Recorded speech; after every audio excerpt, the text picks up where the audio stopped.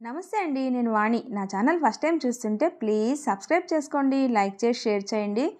Judge గారింట్లో పనిచేసే సీతని భర్త ప్రతిరోజు కొట్టి నానా హింస పెట్టినా కూడా సీత అతన్ని వదిలేదే కాదు. ఎందుకు? సీతని భర్త కొట్టడానికి కారణం ఏమిటో తెలిసి అందరూ షాక్ అయ్యారు. అహంకారి అయిన జడ్జి మనవరాలు దీక్ష సీతను చూసి తన భర్త విషయంలో చేసిన తప్పుని సరిచేసుకుందా లేదా? మరి మనం కథలోకి వెళ్ళిపోదామా? ఎప్పటిలాగే ఉదయాన్నే తను పనిచేసే రిటైర్డ్ జడ్జి రఘురామ్ గారి ఇంటికి వచ్చింది సీత. వస్తూనే వాకిలి ఊడ్చి ముగ్గు పెట్టి ఇంటి వెనుక అంతా శుభ్రం చేసి ఇంట్లోకి నడిచింది. వంటగదిలో టీ పెడుతున్న జానకమ్మ గారు సీతను చూసి పలకరింపుగా నవ్వింది. టీ వడగడుతూ షింకులోని ఎంగిలి పాత్రలను తీసుకొని పెరటి వైపు ఉన్న కుళాయి దగ్గరకు వెళ్తున్న సీతని తేరిపారా చూసి ఒక నిట్టూర్పు విడిచింది. సీత పాత్రలు కడుగుతున్న శబ్దానికి మెలకువ వచ్చి చిరాకుగా కళ్ళు తెరిచి టైం చూసి మళ్ళీ ముసుగుదన్ని పడుకుంది రఘురామ్ గారి ఏకైక పుత్రిక దీక్ష. ఇక నిద్ర పట్టక లేచి మొహం కడుక్కొని నానమ్మ ఇచ్చిన టీ పట్టుకొని పెరటిలో వేసిన మంచంపై కూర్చొని తాగుతూ యథాలాపంగా సీతని చూసింది. చెంపల మీద 4 వేళ్ల గుర్తులు, నుదిటిపై కట్టిన బొప్పి, చేతుల మీద గోళ్ల ఘాట్ల ఆనవాళ్లు, ఉబ్బిన కళ్ళు, కళలేని ఎర్రగా కందిన మొహం. రోజు గలగలమంటూ మాట కలిపి తనకు తెలిసిన విషయాలు చెప్పి తెలియనివన్నీ తెలుసుకొని కానీ వదలని సీత ఈరోజు అంత మౌనంగా ఉండటానికి కారణం తెలిసి తను మౌనం వహించింది దీక్ష. నేను ఇక్కడికి వచ్చిన ఈ 2 వారాల్లో ఇది 10వసారేమో అని నిట్టూర్చింది. సీత ఇంట్లో పనంతా ముగించుకొని సాయంత్రం రాలేను అని వెళ్ళిపోయింది ఇంకో ఇంట్లో పని చేయటానికి. సీత వెళ్ళాక ఇంట్లోకి వెళ్ళి కూరగాయలు తరుగుతున్న నానమ్మని ఉద్దేశించి, నానమ్మ, ఏంటిది? ఈ సీతకి బుద్ధి లేదా? ఎందుకు ఆ రాజుతో ఇలా తన్నులు తినడం? నువ్వైనా చెప్పవచ్చు కదా అంది. చెప్పానే, పోలీసులకు చెప్పవే, కనీసం అదిలిస్తారు అంటే వినదు.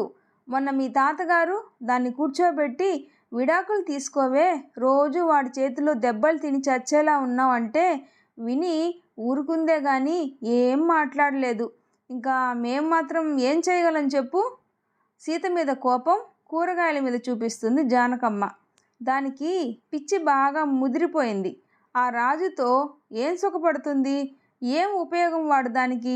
దాని కష్టం కూడా వాడే లాక్కెళ్ళిపోతాడు. దాన్ని కనీసం ఒక మనిషిలా కూడా చూడడు. విడాకులు తీసుకుంటే దాని బ్రతుకు అది బతకొచ్చు హాయిగా అంటూ డైనింగ్ టేబుల్ ముందు కూర్చుంది దీక్ష. నాణ్యానికి ఒకవైపు మాత్రమే చూడకూడదే. రాజు సీతకి స్వయాన మేనమామ కొడుకు. చిన్నతనం నుండి వాడే నీ మొగుడు అని చెప్తూ పెంచారు పెద్దవాళ్ళు. అది కూడా బావే నా మొగుడు అని కలలు కంటూ పెరిగింది. ఒక వయసు వచ్చాక బావని చేసుకుంటా అంటే 1 ఎకరం భూమి కూడా లేనోడిని చేసుకొని ఏం సుఖపడతావు అని పెద్దలు ససేమిరా అన్నా కూడా అందరినీ ఒప్పించి వాడిని పెళ్లి చేసుకుంది. మొదట్లో ఇద్దరు అన్యోన్యంగా బాగానే ఉన్నారు. 1 సంవత్సరంగా రాజులో చాలా మార్పు వచ్చింది. తాగుడికి అలవాటు పడ్డాడు. సీతను తిట్టడం, కొట్టడం ఇలా చేస్తున్నాడు. దాన్ని ఒకప్పుడు ఎంత అపురూపంగా చూసుకున్నాడో ఇప్పుడు అంత నరకం చూపిస్తున్నాడు. వాడేం చేసినా అది మాత్రం వాడి మీద మాట పడనీయదు. ఎవరైనా వాడిని ప్రశ్నిస్తే మా సంసారం మా ఇష్టం అని ఖరాఖండిగా చెప్తుంది. అదే నానమ్మ, ఎందుకలా? ఎందుకని? వాడి తప్పుల్ని కప్పిపుచ్చేస్తుందది. వాడి మీద సీత పెంచుకున్న ప్రేమే. అది ప్రేమిస్తున్నప్పుడు ఆ మనిషిలోని మంచిని మాత్రమే చూస్తాం. ఒక్కసారి ఆ మనిషి మన సొంతమయ్యాక వారిలోని తప్పులు ఎంచుతాం. అప్పుడు అది ప్రేమేలా అవుతుందే? సీత వాడిలోని మంచిని మాత్రమే కాదు, చెడుని కూడా ప్రేమించింది. అందుకే వాడు ఎంత ఇబ్బంది పెడుతున్నా, అందరూ వదిలేయ్ అంటున్నా వినటమే లేదు. చూద్దాం ఇది ఎంత దూరం పోతుందో అని కూరగాయలు తీసుకొని వంటింట్లోకి వెళ్ళింది జానకమ్మ. మధ్యాహ్నం భోజనం చేసి రిలాక్స్ అయిన దీక్ష ఇక కాసేపు కునికేద్దాం అనుకొని కళ్ళు మూసుకుందో లేదో దబదబమని ముఖద్వారం కొడుతున్న శబ్దానికి ఎవరది తలుపులు పగలకొట్టేస్తారా ఏంటి అనుకుంటూ బయటకు వచ్చింది. రొప్పుతూ వచ్చిన పాలేరు జానకమ్మ గారికి ఏదో చెప్తున్నాడు.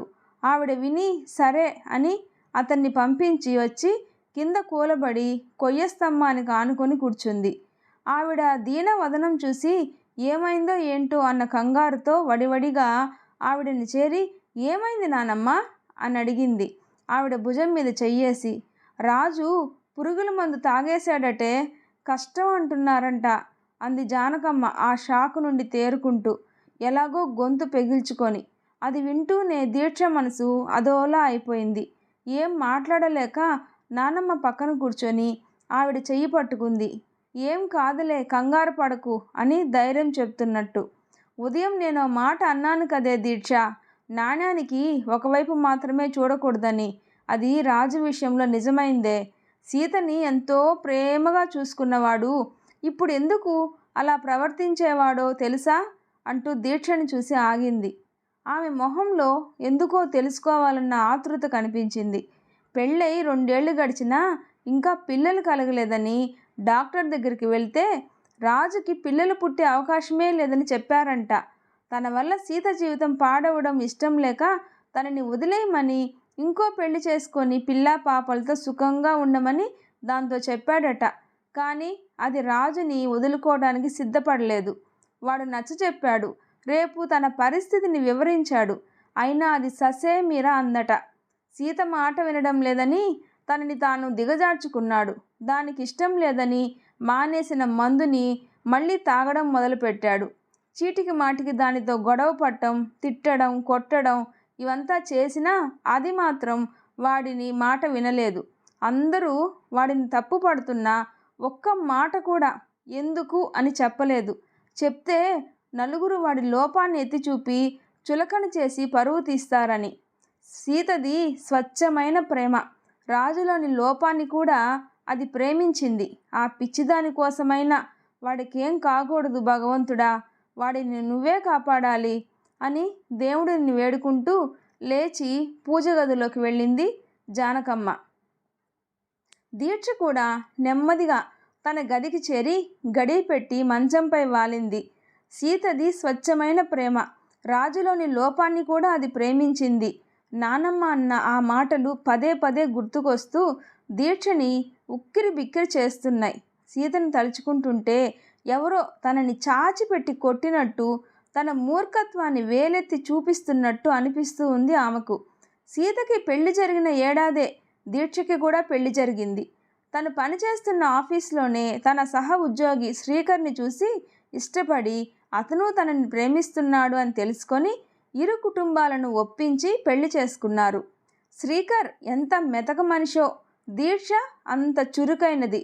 ప్రతి విషయంలోనూ తనదే పైచేయి కావాలి అనుకునే మనస్తత్వం. మొదట్లో శ్రీకర్ మాట జవదాటేది కాదు. మెల్లగా అతని సౌమ్యమైన మెతక వైఖరిని ఆసరాగా తీసుకొని తను ఆడిందే ఆట పాడిందే పాటగా మార్చుకుంది. మొదట్లో ఇలా చేస్తే ఎలా ఉంటుంది అని సలహా అడిగేది. ఆ తర్వాత ఇలా చేద్దామా అనేది. ఇంకొన్నాళ్ళకి ఇలా చెయ్యి అని శాసించడం మొదలుపెట్టింది. దీక్ష ఏం చెప్పినా ఏం అడిగినా కాదనేవాడే కాదు శ్రీకర్. తన మనసు కష్టపెట్టకుండా ప్రేమగా చూసుకునేవాడు. కానీ దీక్ష చీటికి మాటికి చిన్న విషయానికి కూడా శ్రీకర్తో గొడవ పడటం, తన స్నేహితురాళ్ల ముందు అతన్ని చులకన చేయడం, తాను ముందుకు అడుగు వేయకపోతే తమ ప్రేమ విషయం ఇంట్లో చెప్పే ధైర్యం అతనికి లేదని హేళన చేసి నలుగురి ముందు అతన్ని తక్కువ చేసేది. దీక్ష మనస్తత్వం పూర్తిగా అర్థమైన శ్రీకర్ ఆమె మాటలను ఏనాడూ పట్టించుకోలేదు. అతని తల్లిదండ్రులు భార్యని అదుపులో పెట్టుకో అని సలహా ఇచ్చినా తనని శాసించడం కాదు, ప్రేమగా లాలించి దారికి తెచ్చుకోవాలనే అనుకునేవాడు. అటు అతని తల్లిదండ్రుల ముందు తనని తక్కువ చేయకుండా వాళ్ళకి సర్ది చెప్తూ, ఇటు ఆమె ఇంట్లో వాళ్లను ఆమె గురించి ఎటువంటి ఫిర్యాదు చేసేవాడు కాదు శ్రీకర్. దీక్ష ఎలా ఉన్నా ఏం చేసినా కాదన్నని ప్రశ్నించని శ్రీకర్ తమ 2వ పెళ్లి రోజున ఇక పిల్లల గురించి ఆలోచిద్దాము అని మొదటిసారి తన మనసులోని కోరికను బయటపెట్టాడు. అతని కోరికలో న్యాయమున్నా అది దీక్షకి రుచించలేదు. ఇప్పుడే కాదు, ఇంకో 2 ఏళ్ళు పోని అంటూ అతని ఆశ మీద నీళ్లు చల్లేసింది. కారణం, తన స్నేహితురాళ్లకు పిల్లలు లేరు. తను కంటే వాళ్ళు తనని ఆట పట్టిస్తారేమోనని, ముఖ్యంగా తన అందం తగ్గిపోతుందని శ్రీకర్ ఎంతగా బ్రతిమాలినా ఆమె తన మంకు పట్టయితే వీడలేదు. ఈసారి శ్రీకర్ సహనం కూడా నశించింది. దీక్షతో వాదనకు దిగాడు. దీక్ష దిగిరాకపోగా అతనితో గొడవపడి తన మాటని లక్ష్యపెట్టడం లేదని, తన మీద ప్రేమ తగ్గిపోయిందని అలిగి పుట్టింటికి చేరింది. అక్కడికి వచ్చి తనని విసిగిస్తున్నాడని జాబుకి లాంగ్ లీవ్ పెట్టి 2 వారాల క్రితం తాతగారి ఊరు వచ్చింది. ఫోన్ స్విచ్ ఆఫ్ చేసేసింది. శ్రీకర్ నుండి కాలు వస్తుందేమో అని. తనకు సీతకి ఎంత తేడా! పల్లెటూరులో పుట్టి పెద్దగా చదువుకోని సీత ఎంత ఉన్నతంగా ఆలోచించింది. తను ప్రేమించి పెళ్లి చేసుకున్న వ్యక్తిని ఎవరూ చులకన చేయకూడదని, అతనిలోని లోపాన్ని ఏనాడు గుర్తు చేయకుండా ఎంత కష్టమైన అతనితోనే జీవితం అనుకునింది తను. కానీ తను సిటీలో పుట్టి పెరిగి పెద్ద చదువులు చదివింది. ఉద్యోగం చేసుకుంటూ సంస్కారం లేకుండా తన భర్త పట్ల ఎంత అమానుషంగా ప్రవర్తించింది. శ్రీకర్ని ప్రేమిస్తున్న రోజుల్లో ఎప్పుడైనా అతను తనతో మాట్లాడినా, కనీసం చూసినా ఎంత పొంగిపోయేది. కొన్నాళ్ళకి అతను తనని ఇష్టపడుతున్నాడని తెలిసి తన అదృష్టానికే మురిసిపోయింది. ఇద్దరికీ పెళ్లి జరిగిన తర్వాత శ్రీకర్ తననెంత బాగా చూసుకున్నాడు. తనేం చెప్పినా తూచా తప్పకుండా పాటించేవాడు. అది అతను తన మీద పెంచుకున్న ప్రేమ. కానీ తను అతని ప్రేమని చేతకానితనంగా భావించి తన ఇష్టారాజ్యం చేసుకుంది. ఏ రోజు తనని పళ్ళెత్తి మాట అనని భర్త మొదటిసారి గొడవ పడ్డాడు అంటే అది తన మీద ప్రేమ తగ్గి కాదు, పిల్లలు కావాలి అనే ఆశతో. అతని మనసు తను అర్థం చేసుకోలేదు. ఎప్పుడూ తన కోసమే ఆలోచించే భర్తని బాధ పెట్టింది. ఒక్కరోజు కూడా తనతో మాట్లాడకుండా ఉండలేని శ్రీకర్ పట్ల ఇన్ని రోజులు తను ఎంత నిర్దయగా ప్రవర్తించిందో తలుచుకుంటే తన మీద తనకే అసహ్యం వేస్తుంది. ఇక ఒక్క క్షణం కూడా ఆలస్యం చేయదలుచుకోలేదు దీక్ష. వెంటనే ఫోన్ స్విచ్ ఆన్ చేసింది. శ్రీకర్ నుండి 100కు పైగా మిస్డ్ కాల్స్ ఉన్నాయి. కళ్ళల్లో నిండిన నీళ్లు చిత్రం కనిపించనీయకుండా చేస్తున్నా వణుకుతున్న చేతి వేళ్లను అదుపు చేస్తూ శ్రీకర్కి కాల్ చేసింది. మొదటి రింగుకే లిఫ్ట్ చేశాడు అతను. దీక్ష, ఎలా ఉన్నావురా? ఆర్తిగా ఆతృతగా పలికిన అతని స్వరం వింటూనే సిగ్గుతో చచ్చిపోయింది దీక్ష. ఎప్పుడూ దెప్పిపడవటానికి, నిష్ఠూరమాడటానికి, గొడవ పడటానికి వచ్చిన నోరు ఇప్పుడు పలకలేక మూగపోయింది. ఏంట్రా, నా మీద ఇంకా కోపం పోలేదా? దీక్ష, ఇంకెప్పుడు నీతో గొడవ పడను, నీ ఇష్టం వచ్చినట్టు అంటున్న అతని మాటలకు అడ్డుపడుతూ, సారీ శ్రీకర్, నిన్ను చాలా బాధ పెట్టాను కదా అంది ఏడుస్తూ. చాచా, మనలో మనకు సారీలేంట్రా? భార్యాభర్తలు ఇద్దరూ ఎప్పుడూ ఒకే మాట మీద ఉండాలి. చెరో మాట మాట్లాడితే ఇలాగే ఉంటుంది. నీకిప్పుడే ఇష్టం లేనప్పుడు నిన్ను ఇబ్బంది పెట్టి తప్పు చేశాను. నువ్వన్నట్టు ఇంకో 2 ఏళ్ళు పోనీలే. శ్రీకర్ ఒక పక్క తనని మందలిస్తూనే తన ఇష్టాన్ని సమ్మతిస్తున్నట్టు అంటున్నాడు. వద్దు శ్రీకర్, మనం పిల్లల గురించి ఇప్పుడే ఆలోచిద్దాం. దేవుడు అందరికీ ఆ అదృష్టం ఇవ్వడు. మనకు ఆ అవకాశం ఉన్నప్పుడు లేట్ చేయడం ఎందుకు? దీక్ష, నువ్వేనా? నీలో ఇంత మార్పు ఎలా? ఆశ్చర్యంగా అడిగాడు. మనిషికి మార్పు సహజం కదా శ్రీకర్. అది మంచి కోసమైతే ఇంకేం కావాలి? ఈ మధ్యకాలంలో దీక్ష తనతో అంత సౌమ్యంగా మాట్లాడడం ఇదే అనుకున్నాడు శ్రీకర్. తనలో వచ్చిన ఈ మార్పు వారి జీవితాన్ని సుఖమయం చేస్తుందని అర్థమైంది అతనికి.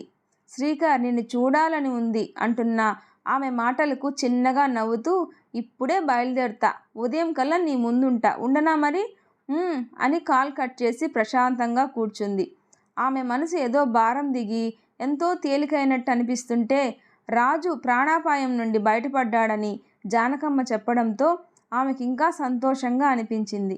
భార్యాభర్తలిద్దరూ కూడా ఎదుటివారిలో లోపాన్ని ఎత్తి చూపించకుండా అర్థం చేసుకున్నారు అంటే అసలు గొడవలే ఉండవు.